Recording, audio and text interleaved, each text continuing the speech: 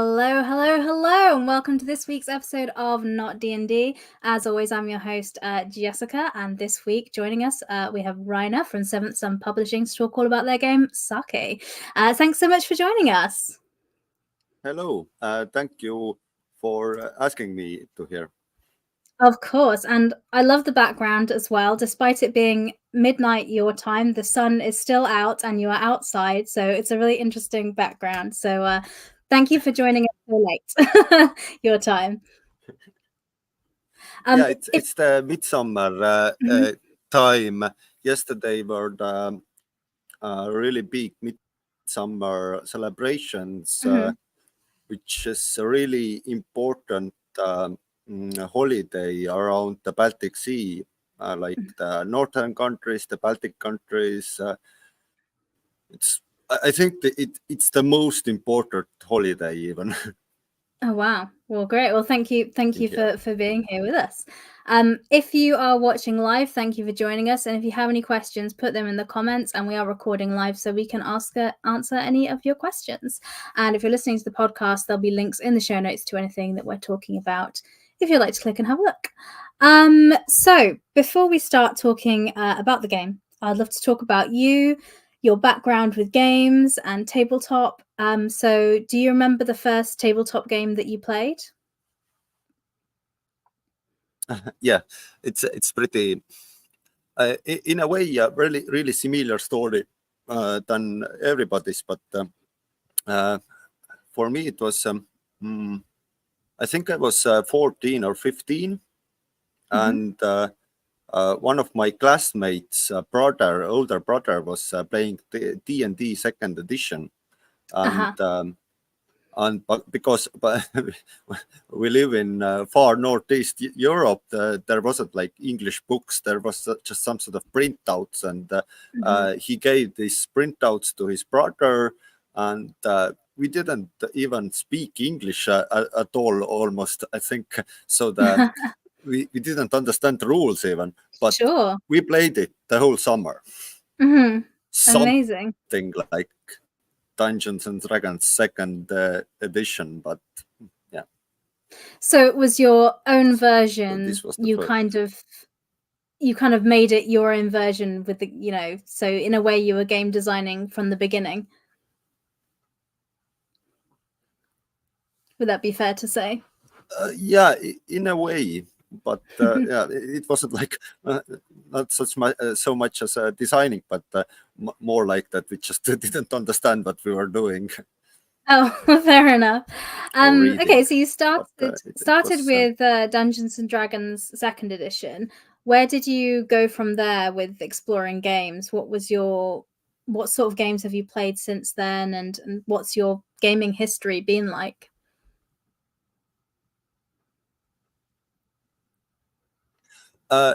it the same way. We basically I haven't played a normal game in my life. It's always has been some sort of homebrewed monstrosity, like Mm-hmm. things from here and things from there put them together. Mm-hmm. So that's the story. Yeah. So moving on to kind of Sake, how did this begin? What was the origins of this game? What was your inspiration? Uh, my friend Sven, because whatever we were playing, Sven always wanted to start some sort of business, like Okay. um, uh, raising sheep and selling their wool and making wool cloths, or buying a ship and trading something, or and you always had to make up some sort of prices or some sort of system. So over the years, there I had written out a lot of different small systems for the sheep trade and for the other materials trade, how much the mines yield and such things. Um, Mm-hmm. And I think it was something when I decided that maybe it's time to make a game. And this sort of small economic systems became the base of the game, but it took like really several iterations, and I think like how to say, maybe 3-4 years ago I threw everything out Oh, what I wow. had, because like I said, we were playing some sort of hacks, and it was really a mess. It didn't have Yeah. any logical structure. I Mhm. drew everything out and started basically from zero. And Mhm. when I started again, then I started with with a meaning to write the whole system. Mhm. But uh, the funny thing about the system, and it comes with its own world, the Astanic world. So Uh-huh. it can be said that the Astanic world itself is like older than the system, because I didn't have to throw the whole world out. The world is Mhm. still the same Ah, world. okay. So, talking about the world, what is the setting of the game? So, what sort of world will people be playing in?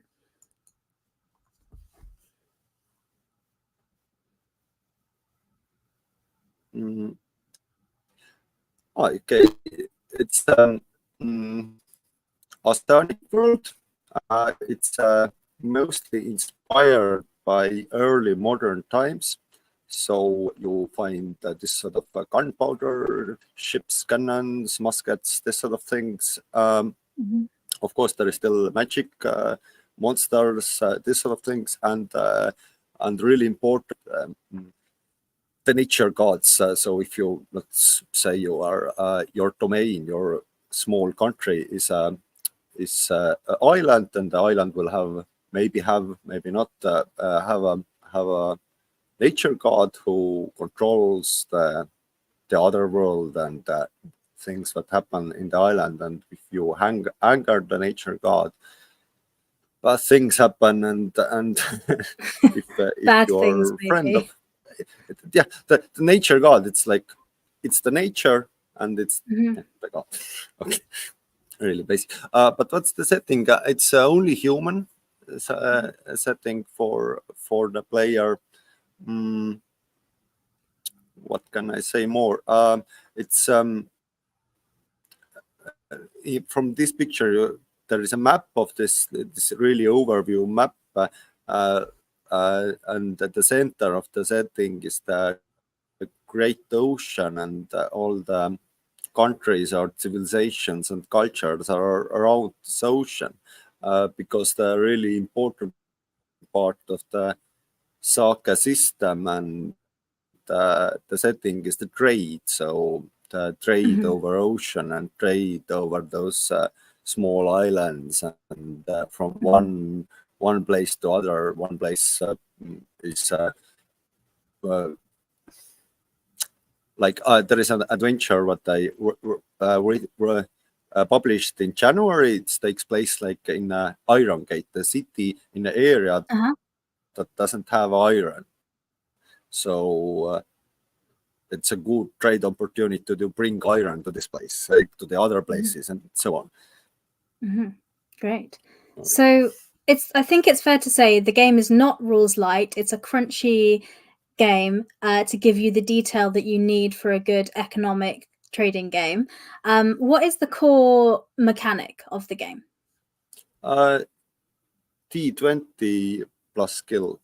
Mhm. So it's yeah, that's the core mechanic. The 20th was still perfect. Yeah. So it will be familiar Or to some. Oh, sorry. sorry, and the percentile ties also in the domain game, and in this sort of other mini games like the exploration mini game and dungeoneering mini game. In those Mhm. mini games, you have like the opportunities and hazards when you're dungeoneering and exploring, and there is the come together from the skills and some other modifiers, and but you will be drawing like the percentile. So it's mostly when you're in the character, it's skill plus the 20, but when it's the whole group, when it's your domain or your whole adventuring party, then it's percentile. Perfect. And with the characters, so if you're used to playing Dungeons and Dragons, the characters are a little bit different because there's no kind of levels or classes. It works via a point buy system. Could you explain how that works a little bit and give an overview of how you create a character in the game? Okay. It's very, if you are listening and you are familiar with GURPS, the game, then it's really similar with this. So as there is no classes, then everything or the abilities or the skills, everybody can buy everything. But of course, the abilities and spells are also abilities. Everything is ability. Everything is buyable. And but of course, some of the abilities have prerequisites. Yeah. Sorry, prerequisites. Yeah. So you just you still have to like this sort of skill or ability paths happen. So you can't just buy the most powerful ability in the start and be done with it. You still have to like level up to this way. Yeah. So it's a way of progressing the But yeah, character that's not everything is level. like all the health points, powering. Yeah, want to build one way or the other way, and so and of course a lot of things depend of the game. Like maybe it's you will be playing a really combat heavy game, so you put most of your points into health points, into buying parrying, buying weapon skills, and so on. Or maybe you are more into only playing the domain game and no combat almost happens, so you don't buy health points or this sort of stuff. You only buy this sort of economic skills, history, theology, and such things. So because you need those more. So you can create quite a unique character that's customized to the game that your table's wanting to play. So it's very easy to make it custom to what you want. Yeah, yeah, but there is there's some pre-made archetypes added also, because with this sort of free form skill based and games, there is a problem that people who start out don't like understand yet that what they should buy or not. So it's easier to start with a pre-made archetype and then build from this. Yeah, Of course, absolutely. you don't have to do it, but it's just like a suggestion to make the start easier. Yeah, I definitely think so. I think the first time you play, using a pre-made kind of one of the archetypes would be good. And then as you learn the system, you can think, oh, well, I'll change it like this and I'll do this. And so it gets more unique maybe the more you play because you're used to the system. So talking about, you mentioned kind of domain and warfare. So let's talk about that part of the game. So what's the difference between combat and domain? What does this mean in the game? So the domain is your kingdom or your lands, what you develop as a group, or again, it depends of the game how you play it. I just released 3 days ago. I 2 days ago released adventure Daimyo of Storkway, which is this sort of simple or sample domain scenario, but with adventuring stuff also. Okay. And when so I take this example and talk about a little bit about like this. So this example domain, there are like, I think, if I remember correctly, there was like 12,000 people living in there. Oh, wow. And in the domain game, you basically manage those people living there, but they are their own people. Mhm. Like in some strategy games, like in computer, you like build some sort of like blacksmiths or this sort of stuff. But Mhm. in sake, whole network of temples, or it's a bit in a larger scale, as Yeah. you can't really, you're a ruler, but that doesn't mean that you can command like individual persons, like in our real life, or if you imagine our history, the ruler really didn't have this sort of power to command everybody who lived Mhm. in their small state. Uh, so you are managing them, and the question is, are they happy? If they become unhappy, there are like the people who live in your domain form different factions. Like in this sort of the example domain, there are like your samurai. Those are your bureaucrats and your army in the same time. In this, but they have their own needs and interests also. They are their own faction also. They can become your enemy Mhm. also. So Mhm. it can happen that your army is your ruler's enemy. Mhm. You can imagine how that will end up. But then there is like the free peasants, the free landowners. They have their own like interests. Then there is the class of manufacturers. They want to build Mhm. they are very rich. They want to build a factory in your cities, Yeah. and but in Mhm. the same time there are like free cities, so you have to choose like what to do. Um, this sort of like management balancing and Mhm. between those in those interest groups. And of Mhm. course, when you have a nature god Mhm. living in the other world, they also have some sort of thoughts like how the thing have to go. When they are forest god, maybe you have like a really big in this uh, example scenario, there is like forest god, the birch mother, and she doesn't want anybody to cut any trees in her Mhm. forest. So A limitation there. you have a huge forest in your kingdom, but you can't like make forestry interesting Mhm. there, or you can Right. make her angry. Yes. I guess, yeah, you can choose what you want to do with that information.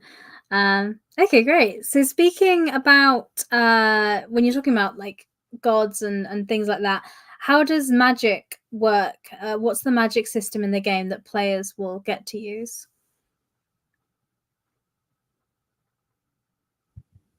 Mhm. uh, Very similarly to many games, it's like the deep part of the magic. The divine part Mhm. comes from those gods, Mhm. and when you're playing this sort of priest type, how to say, you little bit play like this sort of Pokemon collector or something like this, because you have to find find out those cards, and you Mhm. make pact with them, and so you can buy spells from them. And Oh, cool. because there are a lot of different types of gods, the main the greater gods and the Mhm. lesser gods, and the lesser gods are divided into forest gods, mountain gods, water gods, so on. And the greater gods, the full there are in the exam no in the exam but in the full book there will be the Astanic Pantheon. Everything comes with their spells.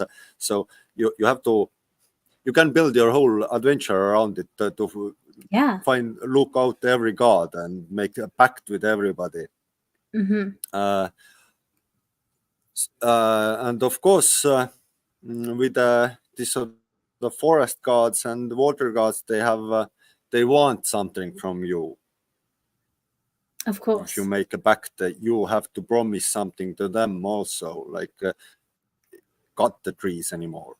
Or if it's like a very animal centric god, maybe you can't eat meat anymore, and such things. But then going through to the other part of the magic, the arcane, so to say, is this is like the magic what because the otherworld system of Saga is like pretty intricate also. Like when you look at the character sheet, you see there's like two colors, like the red and And uh, the blue and the green, yeah. the blue or green. So the red is like your body stat, speed, precision, those stats and those skills are on your physical body, and but you have a soul, uh, and the soul is separate. So the soul stat, the intellect stat, and instinct are connected with your soul. So your soul can Okay. come out from your body, and most of this sort of arcane type of magic, the, to be honest, just use magic, but mm, just to differentiate right now, mm, uh, it's the whole magic is how the is dealing with the soul, like the soul leaving the body. Like this is the one part of the magic is astral projection part, Yeah. magic school, uh, which weaponizes the soul. Your soul comes out from your body stays there. Really similar to the beliefs in many cultures that your soul can come out from Yeah. your body. Also, this culture here, Yeah. That's and part of the and inspiration, yeah. and do your stuff, do the soul stuff, can go. And the most easiest that the starting character can do, like just go around and spy on other people, because as a soul you're easier to hide, and or even being invisible, or in the end weaponize it and kill other people's souls.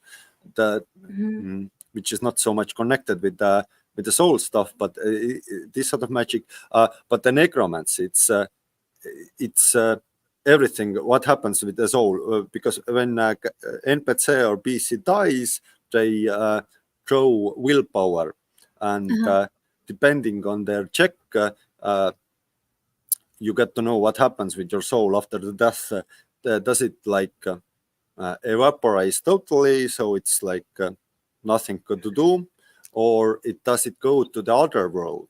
And what will it happen in the other world? Does it become an ancestral spirit that can be brought back and asked questions, and does it become this sort of spectator, this sort of ghostly being that you can't speak, but necromancers can use them to make undead creatures and control them easily? Mm. Or does it become a really powerful ghost with their own will? Yes. So Wow. the magic is mostly about the soul. So everything magical items, you use your own soul to put the soul. I, I say only one word Yeah. so many times. You put your soul into iron and make all sort of magical items, and Oh, magical cool. items have soul inside them. That makes them magical. Oh, nice. Yeah, I like that with the magic system, what you're saying about the soul and also the connection with the gods and the pacts and things. So it made it feel interesting and connected to the world with the magic system in the game. We've talked about a lot of things, but obviously one of the big things about the game is about trade, seafaring, and economics. So let's talk about that, because that's the big part of the game. So could you give an overview of how that works in the game? Okay, it's basically really simple. Like for you buy cheaply from one place and Yeah. sell in the other place with a higher price. That's it. Mm-hmm. that's that's basically it. Buy low, sell And high. Yeah. Okay. but of course uh, there is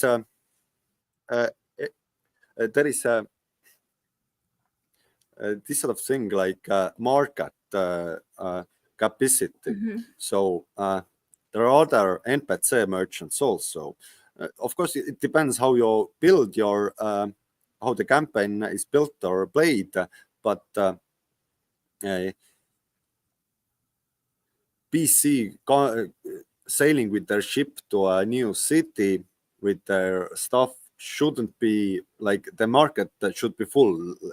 There shouldn't be the situation that nobody is trading in large Mm-hmm. cities. So they have Mm-hmm. to find make make the market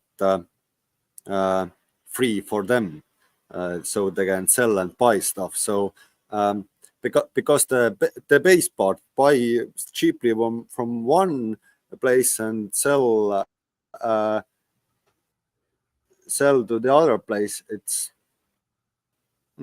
not a great adventure, like how Sure. to say.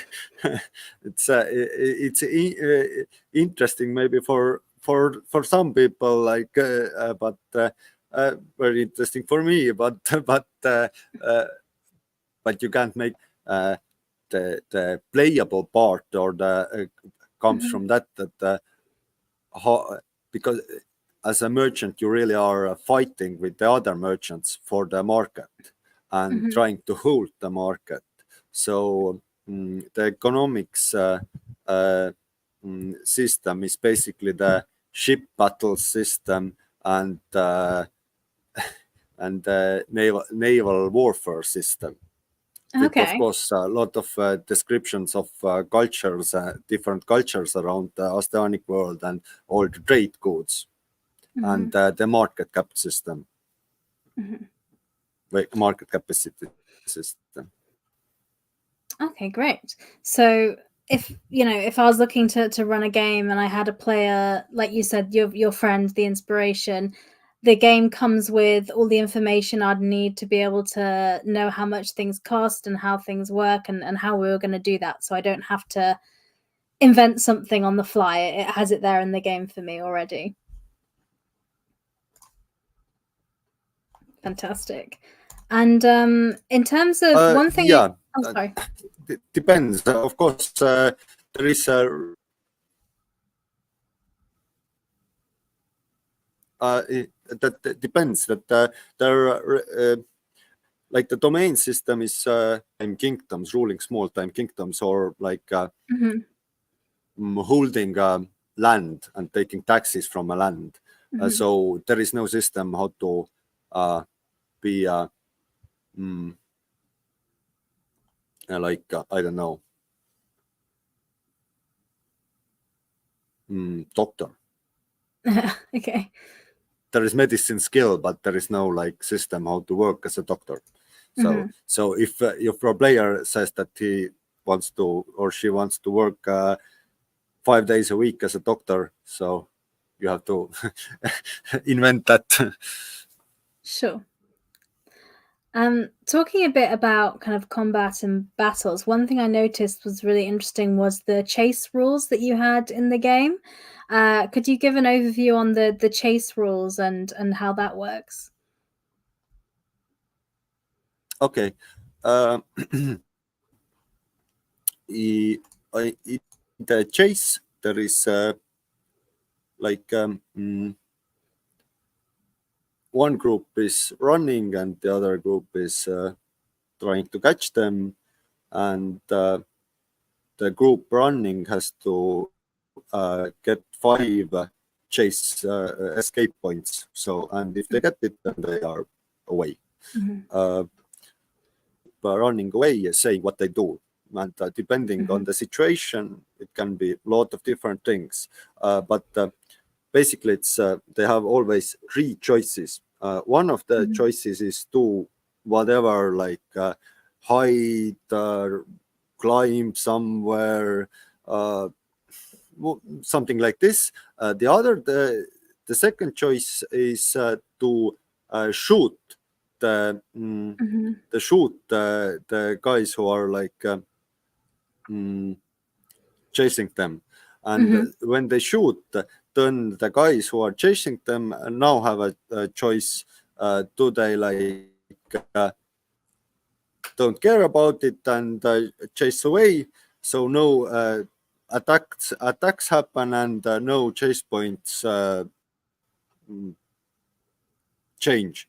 But or they can say that they don't want to be hit and hide in somewhere, and now the runners get 1 chase point, escape point. Or they say that they want to catch them, and now the runners lose escape point, but they automatically hit. So always there's 3 choices, and the other way around, when the also because after the runner's turn is the chaser's turn, they just, and now the chaser, so the same thing happens, and that's the system. That's all. Nice. I like that there was the option. Fits into 2 pages. Yeah, I like that because when I read through, because I like the option that there is a clean way for you to just kind of get away, and there's mechanics behind it so that you can kind of bring that section to a close if the players decide to leave and do that. Because I think that's always a valid option in a story. Sometimes you just need to go. But yeah, so we've been talking about the game, and there are some fans of the game here in the chat. So you had previously done a crowdfunding campaign, which unfortunately didn't quite fully fund. I think it got like over 70% of the way there. But you are planning on doing a new campaign in the future. Can you talk a little bit about the new crowdfunding campaign you're doing? Yeah. At first, I wanted to make the full print run and print the books myself, but as the full book is like 450 pages, so the print run was really expensive. So I had to put pretty high goal, and over 10,000, somewhere. I think 7,700 or something like this. But yeah, I changed it up, and will not do the print run myself. I just do only the digital. Basically, I will do the same work. I just do the book. What I'm doing anyway. Nothing changes in there. But yeah, the printing will be the print on demand from by drive through RPG. So. So this part changes. Nice. And when are you going to be launching the Kickstarter? Because the pre-launch page is up at the moment, so the link is in the show notes or on the screen. So if people are interested, you can click that link and you'll be notified when it launches. But just for if people are listening to the podcast, when are you planning on launching? Pretty soon. In July. Perfect. In the first half of July. Fantastic. Great. It's July 2024. And the links are in the show notes for people to check that out. Well, yeah, all the best for the campaign. So, like you say, there's so much of it already done. There is the basic rules are available on DriveThruRPG and Itch as well. So you can kind of check it out and see that the game is very very far kind of progressed in terms of where it is.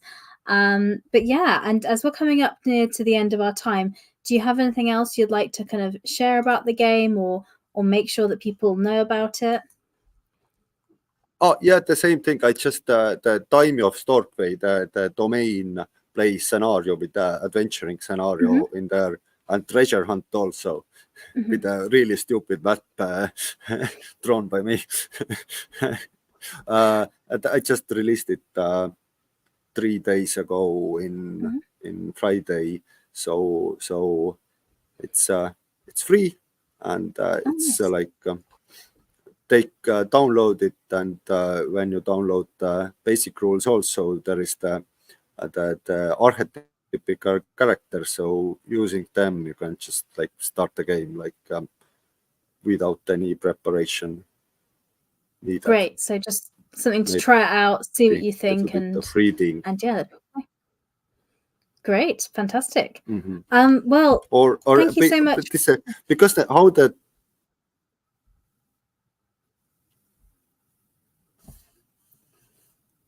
yeah, thank you. Oh, I think we had a little delay there with the internet, so sorry about that. Well, the one thing I was going to say about the game is, so obviously coming to Kickstarter, so people can follow the link if you're interested and want to know more about it.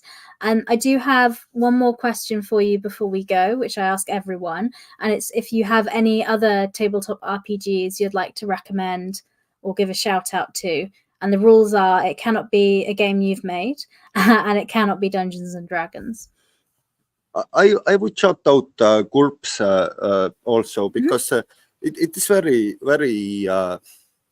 big inspiration for me, and I think it's I really like this sort of crunchy, intricate designs and all the different books what it has. It's such a great game. Fantastic. If I wouldn't be playing soccer, I would be playing this. Okay, good to know. That's perfect. Well, thank you so much for coming on. Thank you so much for your time. Best of luck for the Kickstarter campaign for next month. Yeah, but that's all for this week. But thank you very much for coming on. All right. Thanks a lot for everyone that's watched and listened as well. Thank you for and we'll be me. back. Of course. And we'll be back next week with another tabletop RPG to introduce you to. Thank you very much. Bye.